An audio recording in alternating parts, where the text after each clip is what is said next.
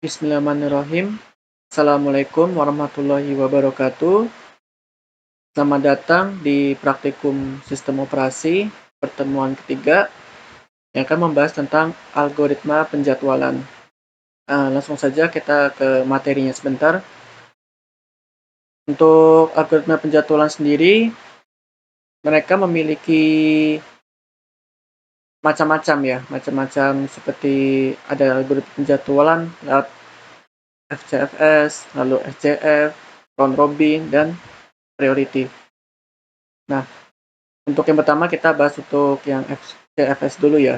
Untuk algoritma penjadwalan FCFS, baca jumlah proses atau pekerjaan dalam sistem, waktu ber-CPU-nya, penjadwalan dilakukan berdasarkan waktu kedatangan dari proses terlepas dari parameter lainnya.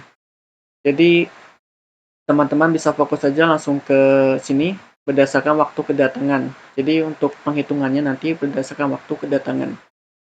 Untuk yang kedua yaitu algoritma penjadwalan SCF CPU. Untuk algoritma penjadwalan SCF, baca jumlah proses atau pekerjaan dalam sistem, waktu ber-CPU-nya, atur semua pekerjaan sesuai dengan waktu ledakan mereka. Mungkin ada dua pekerjaan dalam antrian dengan waktu eksekusi yang sama, dan kemudian pendekatan FCFS harus dilakukan. Tiap proses akan dieksekusi sesuai dengan nama waktu ledakannya. Kemudian hitung waktu tunggu dan waktu penyelesaian masing-masing proses sesuai. Oke, jadi langsung saja teman-teman melangkah ke praktikumnya. Jadi teman-teman nanti tinggal mengcopy pastekan saja codingan yang ada di sini. Yang pertama algoritma FCFS di copy semua. Jika sudah, nanti langsung ke dev C++ saja langsung dibuka. Dan yang kedua, algoritma SCF ini juga di copy semuanya. Jika sudah, langsung saja kita ke dev C++-nya ya. Nah, ini kan tadi codingan yang ada di Multi Praktikum ya. Jadi langsung saja saya running. Ya, anggap aja ada 3 proses. Lalu kita memberikan waktu masing-masing. Misalkan di sini ada 3 detik, lalu 4 detik, lalu 2 detik. Nah, teman-teman bisa melihat untuk yang tadi saya jelaskan sebelumnya, FCFS itu berdasarkan waktu kedatangan. Jadi begitu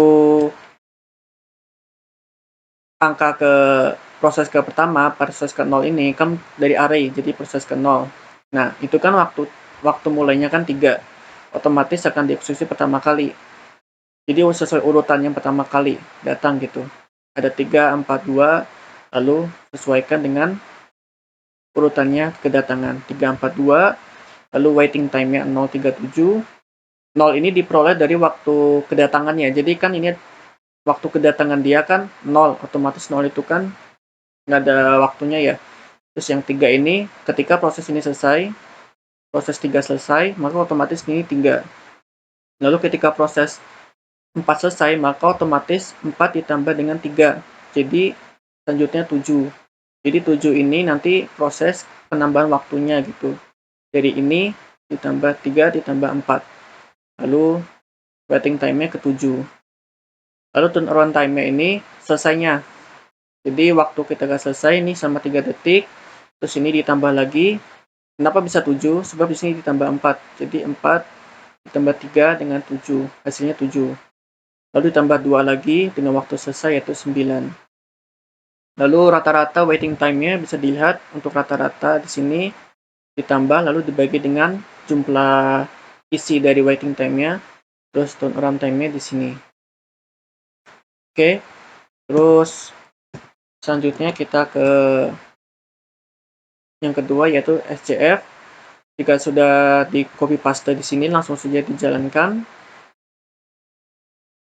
Nah, anggap aja jumlah proses ada 3. Lalu masukkan proses pertama misalkan 4, lalu 5, lalu 3. Nah, seperti yang saya jelaskan tadi sebelumnya, kalau SCF ini kan sesuai dengan waktu ledakan mereka. Nah, misalkan waktu ledakannya sama, misalkan waktu eksekusi mereka sama, kita lakukan pendekatan dengan FCFS. Jadi yang diutamakan HF ini waktu ledakannya. Nah, tadi kan ada 3 proses. Proses pertama, saya memasukkan 4, proses kedua, saya memasukkan 5, proses ketiga, saya memasukkan 3. Otomatis di bus timer ini, dia disesuaikan dengan waktu ledakannya gitu. Jadi yang lebih dulu meledak yang mana? Antara 3, 4, dengan 5. Kan otomatis 3 dulu. 3, nah terus ini waiting time-nya 0, selesainya 3 detik. Terus 4, waiting time-nya 3 diambil dari boost time ini, dimulai dari 3 detik. Terus turnaround time-nya dimulai dari, bukan dimulai, selesai pada detik ke-7. Terus selanjutnya boost time-nya 5, diambil dari 7 ini. 7 dimulai dari waktu boost time tadi, 3 sama 4. Terus selesai pada detik ke-12. Lalu rata-rata waiting time-nya bisa dilihat 3,33 dan 7,33.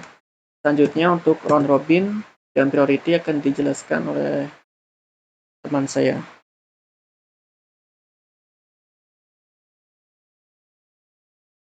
Berikutnya saya akan menjelaskan algoritma penjadwalan yang ketiga, yaitu algoritma round robin. Yang mana pada algoritma ini sendiri berbeda dengan algoritma sebelumnya. Pada algoritma round robin, penjadwalan setiap proses dilakukan pada sesuai dengan urutan yang ada. Dan waktu dari proses setiap penjadwalan memiliki waktu yang sama. Berbeda dengan algoritma sebelumnya, pada algoritma round robin ini untuk waktu eksekusinya itu berdasarkan waktu dari kuantumnya, yang mana setiap proses memiliki waktu eksekusi yang sama. Bisa kita lihat pada programnya. Sini kita jalankan saja programnya. Pertama-tama kita masukkan dulu jumlah dari prosesnya, yaitu misalnya saja yaitu ada 3 proses. Lalu kita masukkan burst time untuk proses yang pertama, misalnya saja 4. Lalu burst time untuk proses yang kedua, misalnya 5. Lalu untuk proses yang ketiga, misalnya saja 6.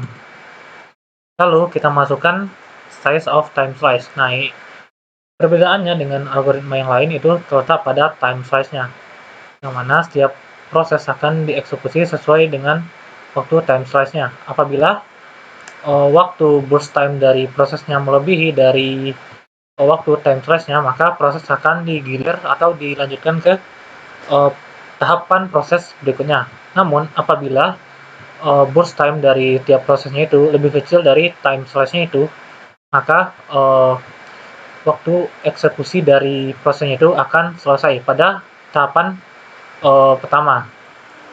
Oke, kita coba enter. Nah, di sini kita bisa melihat hasil dari prosesnya itu, yang mana pada bagian waiting time-nya kita bisa melihat untuk proses yang pertama itu waiting time-nya itu ada 6, artinya telah dilakukan pergiliran lebih dari 1 kali. Dan untuk burst time yang untuk proses yang kedua ada 7, dan untuk proses yang ketiga waiting time-nya itu ada 9. Jadi perbedaan yang sangat mencolok dari round robin ini sendiri dengan algoritma lainnya itu pada bagian size of time slice-nya, yang mana setiap proses akan diberikan waktu eksekusi yang sama, sehingga bisa dikatakan setiap proses memiliki kesempatan yang sama ketika CPU melakukan eksekusi terhadap proses-proses yang ada. Kemudian berikutnya yaitu algoritma yang keempat, yaitu algoritma penjadwalan CPU priority. Pada algoritma ini sendiri, proses dilakukan berdasarkan prioritas dari proses yang ada.